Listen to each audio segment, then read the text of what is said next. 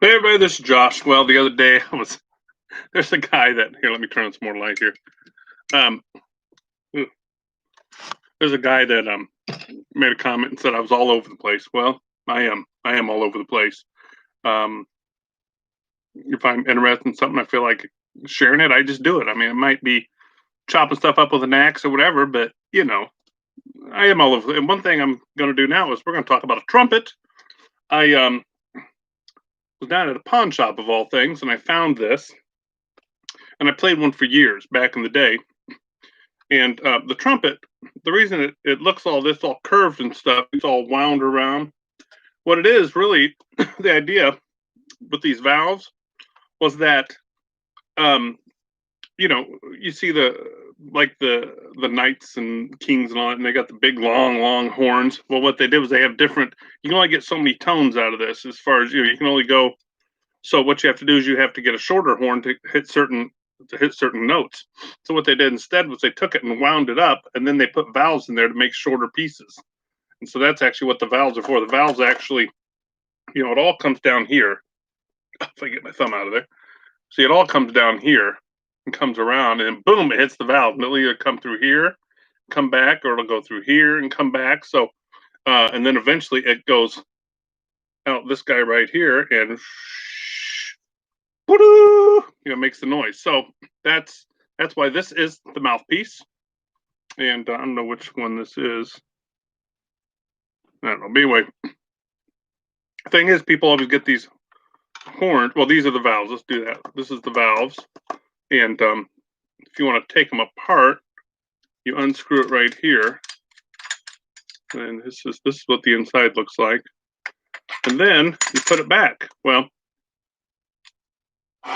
you can go like that. And sometimes a couple of them, if you get them in backwards, they won't work.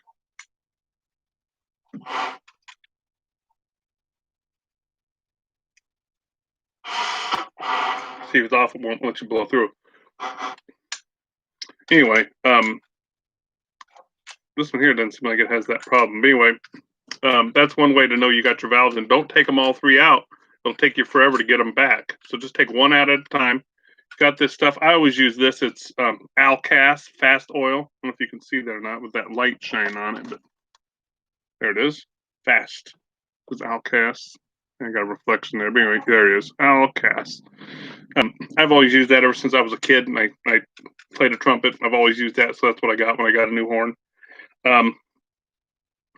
These, everybody calls them spit valves, but they're not really. They're actually, I believe the word is, if I know right, or if I remember right, I think it's a water key or something is what it's called. But a little spring on, you open it up. Well, the reason is for this is because everybody calls it a spit valve, because when you blow in here and you make noise, your breath has moisture in it, and it comes down and it stops right there. But then it also stops here at this low point. And so what happens is you get a little bit of condensation, you get a little bit of spit. And so the easiest way to get that out is to just open the valve and kind of like a bottle pop, a kind of like a bottle of soda.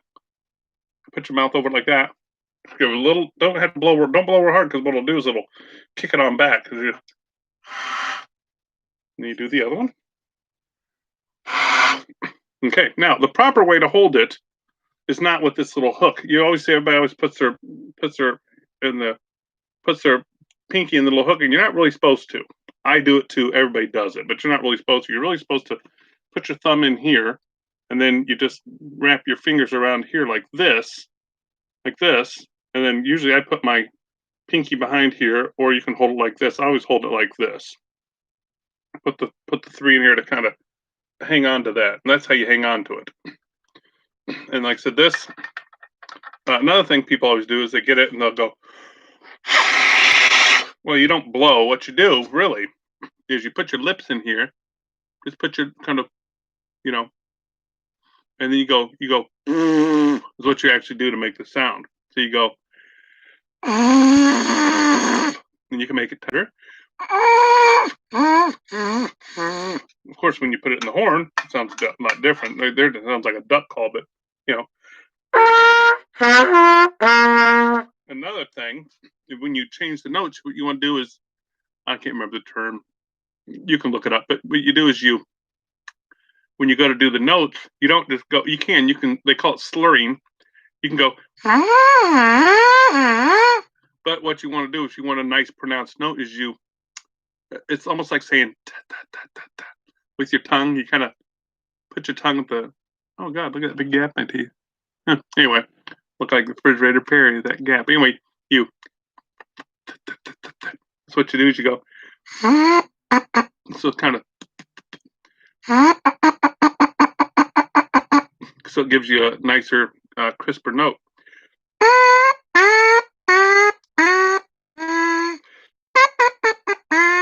So each time I change, it'll pauses. Of course, you can also in there too. So make a lot of different sounds, but everything you have is 3 valves. So if you can, if you can do it, if you can figure out these, once you go higher, you're pretty much just using this one here for the most part. So here we go. Let's make some sounds. So remember, we're gonna in there. That's it. And that's your first sound you made on a horn. And that's just, like I said, just a little introduction, so you can kind of get the idea here. This thing, if you're wondering what this is, this and this, these, I believe there's something to do with the band or something. I'm not sure exactly what this is, to be honest. If somebody knows, you can comment.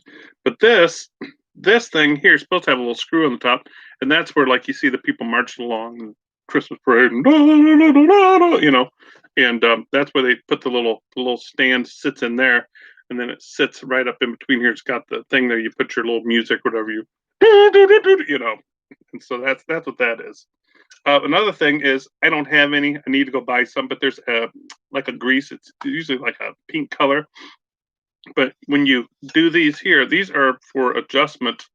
You can use these to kind of adjust the length of this if you want to tune it to like if someone's got something they want to tune, you can kind of change the tune just a little bit with this. You don't, it's not a trombone. You don't, you just leave it. You just put it there and leave it. But there's also, you want to seal these right here, and there's a little grease. They call it slide grease, and you want to put a little bit of that on there to make sure you have a good seal there. I don't know if there's anything else. This is called the bell. I don't know if there's really too much else to really say about it. These little guys come off here. These little, well, supposed to. These, oh, there we go. These come off. You kind of see the valves up in there. But like I said, it's really a pretty simple instrument, really. I mean, I think the most complex thing on it is probably the valves. I mean, it's just pretty much a brass tubing with little valves on it and a mouthpiece, and the mouthpiece and so it's really a very simple instrument. It's like one of those instruments that's been around forever. It's just been changed a little bit here and modified a little bit here and there and modernized. But that is probably the best introduction to a trumpet I can do for you. So, yeah. So that's it.